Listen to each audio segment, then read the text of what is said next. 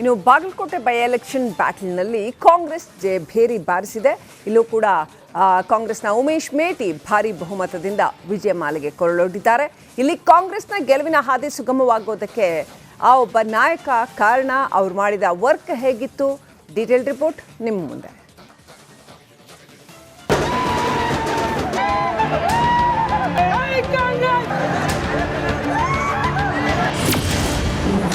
ಬಾಗಲಕೋಟೆಯಲ್ಲಿ ಉಮೇಶ್ ಮೇಟಿ ಜಯಭೇರಿ. ಭಾರಿ ಮತಗಳ ಅಂತರದಿಂದ ಕಾಂಗ್ರೆಸ್ ಗೆಲುವು.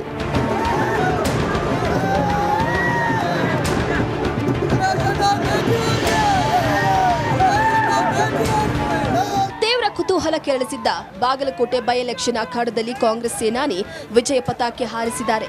ಬಿಜೆಪಿಯ ಚರಂತಿಮಠ ವಿರುದ್ಧ ಭಾರೀ ಮತಗಳ ಅಂತರದಿಂದ ಗೆದ್ದು ಬೀಗಿದ್ದಾರೆ.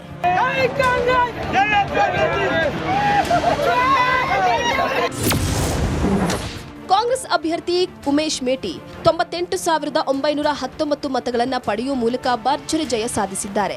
ಬಿಜೆಪಿ ಅಭ್ಯರ್ಥಿ ವೀರಣ್ಣ ಚರಂತಿಮಠ 76,587 ಮತಗಳನ್ನು ಪಡೆದು ಸೋಲು ಕಂಡಿದ್ದಾರೆ. ಬರೋಬ್ಬರಿ 22,332 ಮತಗಳ ಅಂತರದಿಂದ ಉಮೇಶ್ ಮೇಟಿ ಜಯಭೇರಿ ಬಾರಿಸಿದ್ದಾರೆ.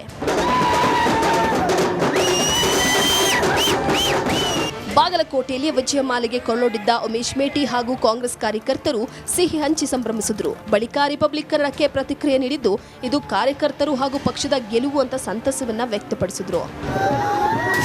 ನನ್ನ ಬಾಗಲಕೋಟೆ ಕ್ಷೇತ್ರದ ಎಲ್ಲ ಮತದಾರರಿಗೆ ಹಣೆ ಮುರಿದು ನಮಸ್ಕರಿಸುತ್ತಾ ಅವ್ರ ಗೆಲುವು ಇದು, ನಮ್ಮ ಗೆಲುವಲ್ಲ. ನಮ್ಮ ಕಾರ್ಯಕರ್ತರ ಗೆಲುವು, ಮುಖ್ಯಮಂತ್ರಿಗಳ ಗೆಲುವು, ಎಲ್ಲ ಸಚಿವ ಸಂಪುಟದ ಗೆಲುವು, ನಮ್ಮ ಅಭಿವೃದ್ಧಿ ಬಾಗಲಕೋಟೆ ಅಭಿವೃದ್ಧಿ ಅಲ್ಲ ಅಂತ ನನಗೆ ಗೆಲ್ಲಿಸಿದೆ. ಯಾರು ಹಣ ಹಂಚಿಲ್ರಿ, ನಮ್ಮ ತಂದೆ ಮಾಡುವಂಥ ಕೆಲಸ ಕಾರ್ಯಗಳು, ಮೆಡಿಕಲ್ ಕಾಲೇಜು, ಮಾರ್ಕೆಟು, ಒಂದು ಯಾವ್ದಾರ ವಾಣಿಜ್ಯ ಮಳಿಗೆ ತಂದು ಎಲ್ಲರಿಗೂ ಕೆಲಸ ಕೊಡಬೇಕಂತ ಮಾಡ್ತಾ ಇದ್ದಾರೆ.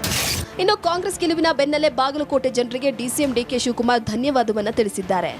ನಾನು ಕಾಂಗ್ರೆಸ್ ಪಕ್ಷದ ಪರವಾಗಿ, ಸರ್ಕಾರದ ಪರವಾಗಿ ದಾವಣಗೆರೆ ಮತ್ತು ಬಾಗಲಕೋಟೆ ಇವೆರಡು ಕ್ಷೇತ್ರದ ಮತದಾರರಿಗೆ ಮೊದಲು ನಾನು ಕೃತಜ್ಞತೆ ಸಲ್ಲಿಸಲಿಕ್ಕೆ ನಾನು ಬಯಸ್ತಾ ಇದ್ದೇನೆ. ಇನ್ನು ಬಿಜೆಪಿ ಸೋಲಿನ ಬಗ್ಗೆ ರಾಜ್ಯಾಧ್ಯಕ್ಷ ವಿಜಯೇಂದ್ರ ಪ್ರತಿಕ್ರಿಯಿಸಿದ್ದಾರೆ. ಸ್ವತಃ ಸಿಎಂ ಸಿದ್ದರಾಮಯ್ಯನವರು ಬಾಗಲಕೋಟೆಯಲ್ಲಿ 15 ದಿನ ಬೀಡು ಬಿಟ್ಟಿದ್ರು, ಹೀಗಾಗಿ ನಮಗೆ ಹಿನ್ನಡೆ ಆಗಿದೆ ಎಂದಿದ್ದಾರೆ. ಕಾಂಗ್ರೆಸ್ ದಿಗ್ವಿಜಯದ ಹಿಂದೆ ಸಾಹುಕಾರ್ ಪ್ಲಾನ್. ಆಪ್ತ ಸ್ನೇಹಿತರ ಮಗನನ್ನ ಗೆಲ್ಲಿಸುವಲ್ಲಿ CM success.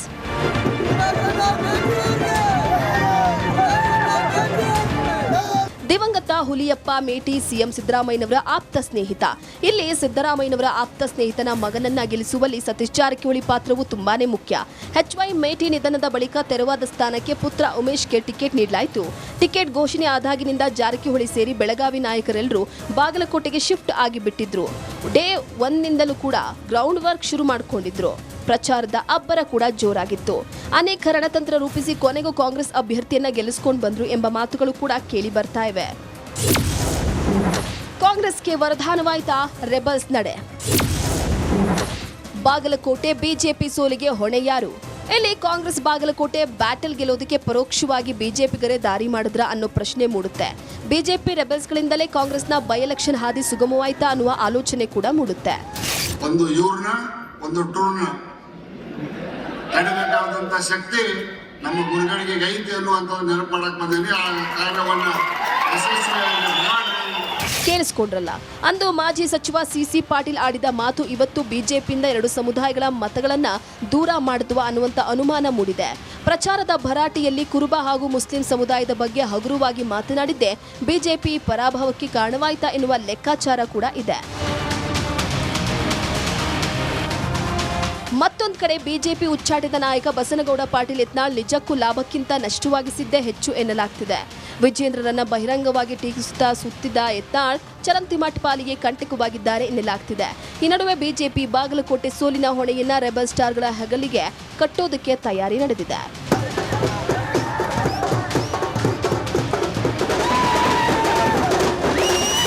Bureau report, republic Kannada. ಇನ್ನು ಬಾಗಲಕೋಟೆ ಬೈ ಎಲೆಕ್ಷನ್ ಬ್ಯಾಟಲ್ನಲ್ಲಿ ಕಾಂಗ್ರೆಸ್ ಭೇರಿ ಬಾರಿಸಿದೆ. ಇಲ್ಲೂ ಕೂಡ ಕಾಂಗ್ರೆಸ್ನ ಉಮೇಶ್ ಮೇಟಿ ಭಾರಿ ಬಹುಮತದಿಂದ ವಿಜಯ ಮಾಲೆಗೆ ಕೊರಳೊಡ್ಡಿದ್ದಾರೆ. ಇಲ್ಲಿ ಕಾಂಗ್ರೆಸ್ನ ಗೆಲುವಿನ ಹಾದಿ ಸುಗಮವಾಗೋದಕ್ಕೆ ಆ ಒಬ್ಬ ನಾಯಕ ಕಾರಣ, ಅವ್ರು ಮಾಡಿದ ವರ್ಕ್ ಹೇಗಿತ್ತು? ಡೀಟೇಲ್ ರಿಪೋರ್ಟ್ ನಿಮ್ಮ ಮುಂದೆ.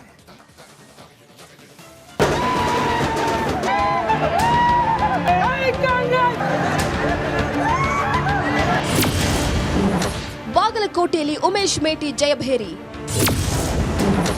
ಭಾರೀ ಮತಗಳ ಅಂತರದಿಂದ ಕಾಂಗ್ರೆಸ್ ಗೆಲುವು.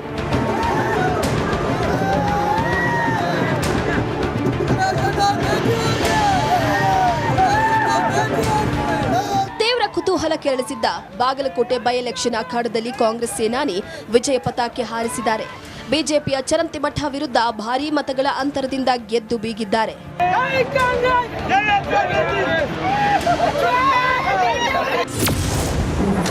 ಕಾಂಗ್ರೆಸ್ ಅಭ್ಯರ್ಥಿ ಉಮೇಶ್ ಮೇಟಿ 98,919 ಮತಗಳನ್ನು ಪಡೆಯುವ ಮೂಲಕ ಭರ್ಜರಿ ಜಯ ಸಾಧಿಸಿದ್ದಾರೆ. ಬಿಜೆಪಿ ಅಭ್ಯರ್ಥಿ ವೀರಣ್ಣ ಚರಂತಿಮಠ 76,587 ಮತಗಳನ್ನು ಪಡೆದು ಸೋಲು ಕಂಡಿದ್ದಾರೆ. ಬರೋಬ್ಬರಿ 22,332 ಮತಗಳ ಅಂತರದಿಂದ ಉಮೇಶ್ ಮೇಟಿ ಜಯಭೇರಿ ಬಾರಿಸಿದ್ದಾರೆ. ಬಾಗಲಕೋಟೆಯಲ್ಲಿ ವಿಜಯಮಾಲೆಗೆ ಕೊಳ್ಳೊಡ್ಡಿದ್ದ ಉಮೇಶ್ ಮೇಟಿ ಹಾಗೂ ಕಾಂಗ್ರೆಸ್ ಕಾರ್ಯಕರ್ತರು ಸಿಹಿ ಹಂಚಿ ಸಂಭ್ರಮಿಸಿದ್ರು. ಬಳಿಕ ರಿಪಬ್ಲಿಕನ್ನಕ್ಕೆ ಪ್ರತಿಕ್ರಿಯೆ ನೀಡಿದ್ದು, ಇದು ಕಾರ್ಯಕರ್ತರು ಹಾಗೂ ಪಕ್ಷದ ಗೆಲುವು ಅಂತ ಸಂತಸವನ್ನ ವ್ಯಕ್ತಪಡಿಸಿದ್ರು.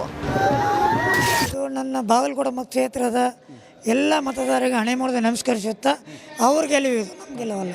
ನಮ್ಮ ಕಾರ್ಯಕರ್ತರ ಗೆಲುವು, ಮುಖ್ಯಮಂತ್ರಿಗಳ ಗೆಲುವು, ಎಲ್ಲ ಸಚಿವ ಸಂಪುಟದ ಗೆಲುವು, ನಮ್ಮ ಅಭಿವೃದ್ಧಿ ಬಾಗಲಕೋಟೆ ಅಭಿವೃದ್ಧಿ ಅಲ್ಲ ಅಂತ ನನಗೆ ಗೆಲ್ಲಿಸಿದೆ. ಯಾರು ಹಣ ಹಂಚಿಲ್ರಿ, ನಮ್ಮ ತಂದೆ ಮಾಡುವಂಥ ಕೆಲಸ ಕಾರ್ಯಗಳು, ಮೆಡಿಕಲ್ ಕಾಲೇಜು, ಮಾರ್ಕೆಟು, ಒಂದು ಯಾವ್ದಾರ ವಾಣಿಜ್ಯ ಮಳಿಗೆ ತಂದು ಎಲ್ಲರಿಗೂ ಕೆಲಸ ಕೊಡಬೇಕಂತ ಮಾಡ್ತಾ ಇದ್ದಾರೆ.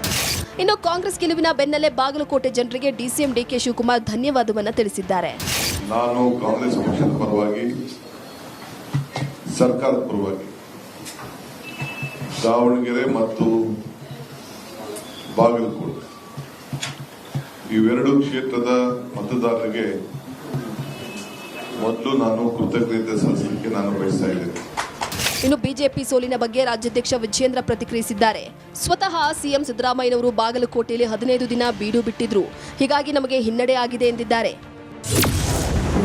ಕಾಂಗ್ರೆಸ್ ದಿಗ್ವಿಜಯದ ಹಿಂದೆ ಸಾಹುಕಾರ್ ಪ್ಲಾನ್, ಆಪ್ತ ಸ್ನೇಹಿತರ ಮಗನನ್ನ ಗೆಲ್ಲಿಸುವಲ್ಲಿ ಸಿಎಂ ಸಕ್ಸಸ್.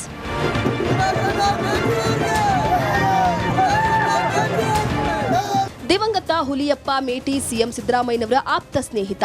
ಇಲ್ಲಿ ಸಿದ್ದರಾಮಯ್ಯನವರ ಆಪ್ತ ಸ್ನೇಹಿತನ ಮಗನನ್ನ ಗೆಲ್ಲಿಸುವಲ್ಲಿ ಸತೀಶ್ ಜಾರಕಿಹೊಳಿ ಪಾತ್ರವು ತುಂಬಾನೇ ಮುಖ್ಯ. HY ಮೇಟಿ ನಿಧನದ ಬಳಿಕ ತೆರವಾದ ಸ್ಥಾನಕ್ಕೆ ಪುತ್ರ ಉಮೇಶ್ಗೆ ಟಿಕೆಟ್ ನೀಡಲಾಯಿತು. ಟಿಕೆಟ್ ಘೋಷಣೆ ಆದಾಗಿನಿಂದ ಜಾರಕಿಹೊಳಿ ಸೇರಿ ಬೆಳಗಾವಿ ನಾಯಕರೆಲ್ಲರೂ ಬಾಗಲಕೋಟೆಗೆ ಶಿಫ್ಟ್ ಆಗಿಬಿಟ್ಟಿದ್ರು. ಡೇ 1ನಿಂದಲೂ ಕೂಡ ಗ್ರೌಂಡ್ ವರ್ಕ್ ಶುರು ಮಾಡಿಕೊಂಡಿದ್ರು. ಪ್ರಚಾರದ ಅಬ್ಬರ ಕೂಡ ಜೋರಾಗಿತ್ತು. ಅನೇಕ ರಣತಂತ್ರ ರೂಪಿಸಿ ಕೊನೆಗೂ ಕಾಂಗ್ರೆಸ್ ಅಭ್ಯರ್ಥಿಯನ್ನ ಗೆಲ್ಲಿಸಿಕೊಂಡು ಬಂದ್ರು ಎಂಬ ಮಾತುಗಳು ಕೂಡ ಕೇಳಿ ಬರ್ತಾ ಇವೆ. ಕಾಂಗ್ರೆಸ್ಗೆ ವರದಾನವಾಯ್ತಾ ರೆಬಲ್ಸ್ ನಡೆ? ಬಾಗಲಕೋಟೆ ಬಿಜೆಪಿ ಸೋಲಿಗೆ ಹೊಣೆ ಯಾರು? ಇಲ್ಲಿ ಕಾಂಗ್ರೆಸ್ ಬಾಗಲಕೋಟೆ ಬ್ಯಾಟಲ್ ಗೆಲ್ಲೋದಕ್ಕೆ ಪರೋಕ್ಷವಾಗಿ ಬಿಜೆಪಿಗರೇ ದಾರಿ ಮಾಡಿದ್ರ ಅನ್ನೋ ಪ್ರಶ್ನೆ ಮೂಡುತ್ತೆ.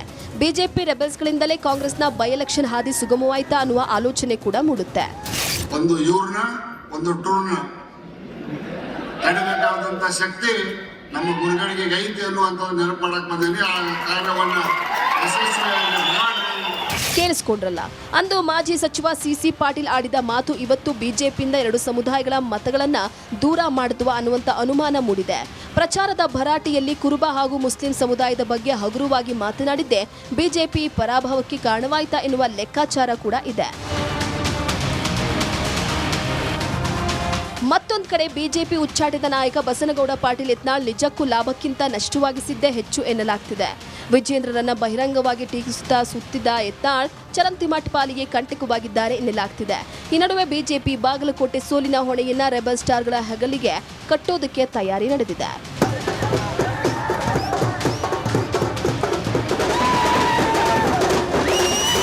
Bureau report, republic Kannada.